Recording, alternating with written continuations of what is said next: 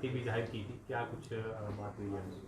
देखिए, पहले तो मैं एक चीज़ कहना चाहूँगा कि हिमाचल प्रदेश के समग्र विकास के लिए हम सब की ये जिम्मेवारी है, हर हिमाचली की, जो भी जिस पोजीशन पे है, चाहे वो पॉलिटिशियंस हैं, अफसर हैं, कर्मचारी हैं, किसान हैं, बागवान हैं, मजदूर हैं, हर आदमी जो है अपने अपने स्तर पे अपनी अपनी जब सही भूमिका निभाएगा तभी हिमाचल प्रदेश जो है एक आदर्श राज्य के तौर पे एक आत्मनिर्भर हिमाचल बनेगा।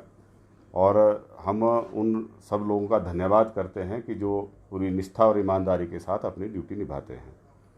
बाकी दूसरी तक जहाँ तक बात है, यहाँ जो हमारे कर्मचारी भाई बहन हैं, ये सरकार का अभिन्न अंग हैं। सरकार सिर्फ चुने हुए प्रतिनिधि नहीं होते हैं, बल्कि चीफ सेक्रेटरी से लेकर जो प्रदेश सरकार के किसी भी विभाग में पीएम तक का जो पोस्टेड है, वो सब लोग जो हैं सरकार का हिस्सा हैं। तो ऐसे में मैं कहना चाहूँगा कि हिमाचल प्रदेश में जो कांग्रेस की सरकार आदरणीय सुक्खू जी के नेतृत्व में बनी है, ये कांग्रेस की सरकार हमेशा ही वैसे कर्मचारियों की हितैषी रही है, लेकिन जो ये वर्तमान सरकार है, इसने बहुत बड़ा एक क्रांतिकारी कदम जो है ओल्ड पेंशन स्कीम को बहाल करके हिमाचल प्रदेश के कर्मचारियों को एक बहुत बड़ी सौगात दी है। और इसके बाद भी हमने 1.5 साल के अल्पकाल में 7% डीए जो है अभी तक जारी किया है। जो 75 साल से ज़्यादा उम्र के बुजुर्ग हैं, उनका जो एरियर था उसको जो है क्लियर करने के लिए आदरणीय मुख्यमंत्री जी ने 15 अगस्त को उसका ऐलान कर दिया है। और दूसरा मैं कहना चाहूँगा कि जितनी ये लाइबिलिटीज़ हैं, इसमें 9,000 करोड़ की लाइबिलिटी जब हमारी सरकार बनी उस समय हमें विरासत में मिली। 85,000 करोड़ का कर्जा हमें विरासत में मिला। ये हमारी सरकार, वर्तमान सरकार ने नहीं लिया, ये पहले का कर्जा हमारे ऊपर है। आज 1,16,180 रुपये प्रति व्यक्ति के ऊपर जो है ये कर्जा हमारे ऊपर चढ़ा है। तो ऐसे में जो है हमारी सरकार ने कुछ ऐसे कदम उठाए, क्योंकि पहले तो भारत सरकार से कोशिश करी, लेकिन जहां रेवेन्यू डेफिसिट ग्रांट 2021-22 में 10,000 करोड़ थी, वहां पे आज घट के वो टेपर्ड जो है उसको कर दिया है, और वो लगातार घट रही है, और अगले साल तक ये 3250 करोड़ तक पहुंच जाएगी। तो इसको भी हमने बढ़ाने का 16वें वित्त आयोग के सामने भी अपना पक्ष रखा है। और जो पिछले साल बहुत बड़ी आपदा हिमाचल प्रदेश में आई, जिसमें 22,000 परिवार जो हैं सीधे तौर पर प्रभावित हुए, सड़कों का बहुत भारी नुकसान हुआ, पानी की स्कीमें बह गई, बिजली के बहुत सारी लाइन जो थी वो डैमेज हो गई। तो इसके रिस्टोरेशन के लिए हमने पीडीएनए के तहत जो है लगभग 9,000 करोड़ के क्लेम जो हैं वो भारत सरकार के सामने रखे हैं। आज तक एक फूटी कौड़ी उससे नहीं मिली है। तो हम ये उम्मीद करते हैं कि ये विपक्ष का भी दायित्व है, सत्ता पक्ष का भी दायित्व है, हमारे अधिकारी और कर्मचारियों का भी दायित्व है कि वो अपने अपने स्तर पे जो है इस दिशा में भी प्रयास करें। कर्मचारियों से हम अपेक्षा रखते थे कि ये जो 9,000 करोड़ का उनका जो एरियर है, इसके लिए कि वो जब बीजेपी की सरकार थी वो इसको इसके जिम्मेदार ठहराते कि उनके समय की ये एरियर है। दूसरा, जो एनपीएस का 9200 करोड़ के करीब भारत सरकार के पास हिमाचल सरकार और कर्मचारियों का फंसा है, उसके लिए वो धरना देते, लेकिन उसकी कोई बात उन्होंने आज तक नहीं की है। बाकी आज बड़े सौहार्दपूर्ण तरीके से जो है हिमाचल जो अराजपत्रित संघ है, उनके 2 फेडरेशन हैं, दोनों के साथ जो है आदरणीय मुख्यमंत्री जी की मुलाकात हुई, उसमें मैं भी मौजूद था, और एक जो हमारे लेक्चरर एसोसिएशन है उसके साथ भी जो है बातचीत हुई है। उसमें जो भी उनकी उचित मांगे हैं उनको मानने का जो है आदरणीय मुख्यमंत्री जी ने आश्वासन दिया है, और वो आश्वस्त होकर पूरी तरह से उन्होंने सरकार को भरोसा दिलाया उस मीटिंग में, जिसकी रिकॉर्डिंग भी शायद आप तक पहुंच गई होगी, कि हम सरकार को पूरा सहयोग देने के लिए तैयार हैं। 6 महीने का समय मुख्यमंत्री जी ने मांगा है, हम पूरी तरह से सरकार के साथ खड़े हैं, और हमें कोई जल्दबाजी डीए को लेकर नहीं है। लेकिन जो हमारे सचिवालय के कर्मचारी संघ है, इन्होंने एक ऐसा बवाल खड़ा कर दिया, जो ठीक है कि प्रजातंत्र के अंदर हर आदमी को अपनी बात कहने का हक है। वो गेट मीटिंग करते, शांतिपूर्ण तरीके से करते, और जो मुझे जानकारी मिली उसके मुताबिक तो उन्होंने अपना कोई मांग पत्र भी सरकार को नहीं दिया था। बिना मांग पत्र दिए अचानक उन्होंने जो है ये हल्ला बोल दिया। और उसमें जो है जिस भाषा का उपयोग किया गया वो सारी मर्यादाओं को तोड़कर किया। वो असभ्य की श्रेणी में आता है। एक फिल्थी और अब्यूजिव लैंग्वेज जो है उसको यूज़ करने का किसी को अधिकार नहीं है। अब मंत्रियों को ऊपर टीका टिप्पणी कर रहे हैं, मुख्यमंत्री के पे कर रहे हैं, चीफ सेक्रेटरी को कह रहे हैं कि ये नालायक हैं, मुझे कह रहे हैं कि ये मंत्री बनने के लायक नहीं थे। तो मैं तो मंत्री को ऐसे थोड़ी बनते हैं। मुझे तो घुमारवीं की जनता का धन्यवाद करना है जिन्होंने हमें लगातार जो है चुनाव जिताए हैं, और पार्टी हाईकमान का धन्यवाद करना है जिन्होंने हमें इस काबिल समझा। लेकिन जो सचिवालय कर्मचारी महासंघ का अध्यक्ष है वो जो है उसका सर्टिफिकेट दे रहे हैं कि फलां व्यक्ति भी नालायक है, फलाना भी नालायक है, जैसे जो है वो सब कुछ वो जिम्मेवारी सर्टिफिकेट देने की उन्हीं के ऊपर आ गई है। उन्होंने जिस भाषा शैली का इस्तेमाल किया है वो किसी तरीके से जायज़ नहीं है, और उनको कंडक्ट रूल्स उन्होंने पढ़े होंगे, लेकिन क्योंकि कर्मचारी जो सचिवालय में ड्यूटी देते हैं उनसे तो हम उम्मीद करते हैं कि उनको कानून नियम की ज़्यादा जानकारी होगी, है ना, लेकिन वो नहीं उन्होंने उसका इस्तेमाल उसका दायरे में रह के बात नहीं अपनी की है।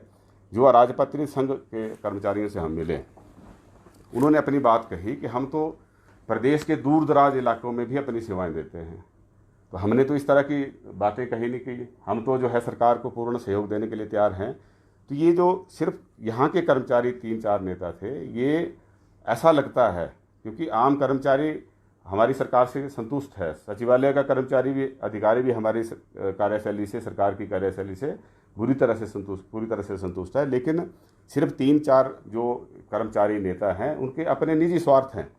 एक व्यक्ति तो जो है वो मेरे पास भी आया कि मुझे अपने स्टाफ में लगा दो, उसने भी बहुत सारा भाषण दिया, है ना, लेकिन उसके पीछे जो है कई तरह के केसेस पेंडिंग थे। इसलिए जो मेरे पास फीडबैक थी उसमें उस व्यक्ति को मुख्यमंत्री के कार्यालय में लगाने के लिए जो है वो सही नहीं पाया गया, तो वो अपनी भड़ास निकाल रहा था।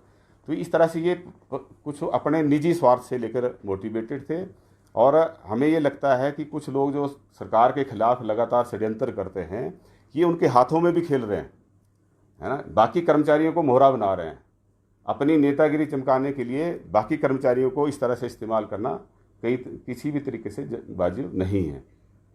बाकी जो डीए की बात है, हमारी सरकार ने इससे पहले भी बिना किसी दबाव के, बिना किसी मांग के जो है इसके लिए कोई हड़ताल नहीं हुई, किसी तरह का कोई प्रदर्शन नहीं हुआ। जो अभी तक बेनिफिट्स दिए हैं इसके लिए बिना किसी दबाव के सब कुछ किया है और आगे भी करेंगे। लेकिन साथ में हमें जब सरकार को जो उसके पास अवेलेबल रिसोर्सेज हैं, जो संसाधन उसके पास हैं, उनका बेनिफिट जो है वो हिमाचल प्रदेश के हर व्यक्ति को मिले, क्योंकि सरकार के संसाधनों के ऊपर सबका हक है। कर्मचारियों को उनका अधिकार मिले, लेकिन जो गैर कर्मचारी हैं, लगभग 15-16 लाख परिवार हिमाचल प्रदेश में ऐसे हैं जिस परिवार से कोई सरकारी कर्मचारी अधिकारी नहीं है। हमारे समाज में कई ऐसे वर्ग हैं जिनके लिए हमारी सरकार ने बिना मांग के काम किया है, चाहे वो अनाथ बच्चे हैं, चाहे हमारी विधवा बहनें हैं, चाहे हमारे वृद्ध लोग हैं, हमारे किसान हैं, बागवान हैं, मजदूर हैं, सबको कुछ ना कुछ हमारे जो बजट अनाउंसमेंट्स हैं उसमें हर व्यक्ति को कुछ ना कुछ राहत दी है, चाहे आशा वर्कर हैं, आंगनबाड़ी वर्कर हैं, किसी वर्ग को नहीं छोड़ा है। लेकिन उसके लिए उन्होंने कोई हड़ताल नहीं की थी। लेकिन फिर भी अगर वो अपनी बात रखना चाहते तो अपने शांतिपूर्ण तरीके से रखते, सभ्य तरीके से रखते। कर्मचारी भाई बहन तो पढ़े लिखे लोग हैं, तो उनके जो प्रतिनिधि हैं उनसे अपेक्षा की जाती है कि वो और भी सभ्य होना चाहिए। लेकिन ये तो जैसे गुंडे मवाली भी इस तरह की भाषा का इस्तेमाल नहीं करते जिस तरह का भाषा का इस्तेमाल जो है इस प्रदर्शन के दौरान इन 3-4 नेताओं ने किया है। तो ये बिल्कुल सरेआम जो है जो अनुशासन है उसकी अवहेलना है, कंडक्ट रूल्स के जो है देखी की है, उसको पूरी तरह से तिलांजलि दी है। तो इस बारे में जो है ये इनको भी सोच समझना चाहिए कि हम किस दिशा में जा रहे हैं, है ना। ये कोई अच्छा जो है प्रेसिडेंट जो है वो स्थापित नहीं कर रहे हैं। क्या कार्रवाई भी होगी जिस तरह से आप जिक्र कर रहे हैं कि कंडक्ट रूल के बाहर भाषणबाजी की है, क्या इन नेताओं के खिलाफ कार्रवाई भी करेगी सरकार? ये भविष्य के गर्भ में है, लेकिन ये सरेआम जो है इन्होंने कानून नियम की धज्जियां उड़ाई हैं। ये सिर्फ जो मीटिंग थी ये सिर्फ गेट मीटिंग होती है, सिर्फ जो आपका ऑफ टाइम है, ड्यूटी टाइम नहीं है। तो 1 से 2 बजे तक लंच टाइम था, ये तो 3:30 बजे तक भी दोनों दिन जो है वो चली है। सर, जो सचिव वाले कर्मचारी नेता हैं उन्होंने ये भी कहा है कि जो मुख्यमंत्री हैं और मंत्री हैं उनको अपने भत्तों से और सैलरी से भी कटौती करनी चाहिए, क्योंकि हम उनकी बात से बिल्कुल सहमत हैं। देखो, लगभग 58,000 करोड़ का बजट हिमाचल प्रदेश में है, उसमें से लगभग 45% जो है ये वेतन और पेंशन पे खर्च होता है।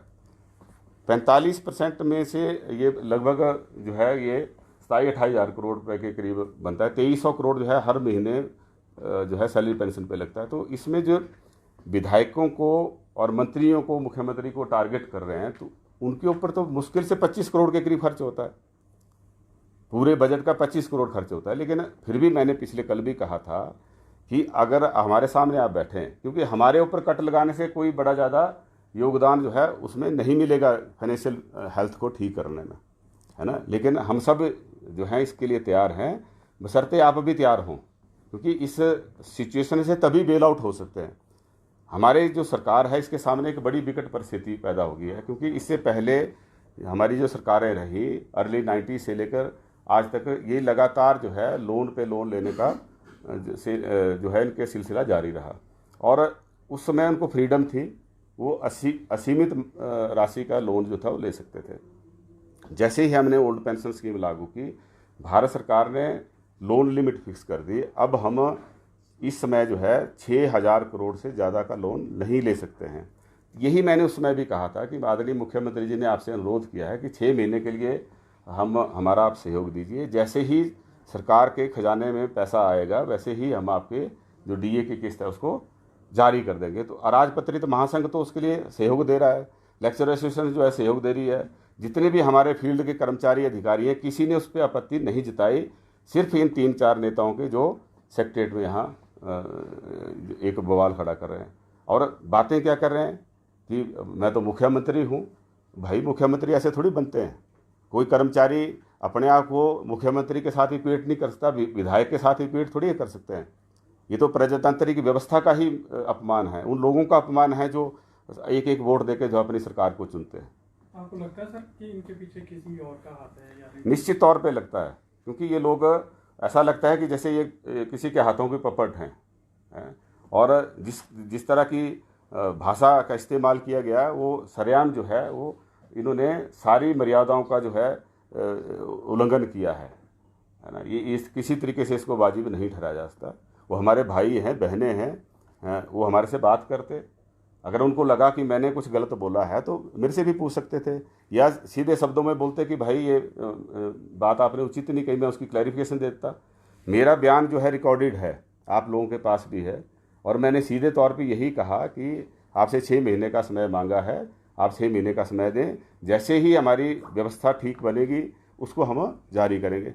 लेकिन व्यवस्था ठीक नहीं बनती है, जिसका उन्होंने बवाल खड़ा किया।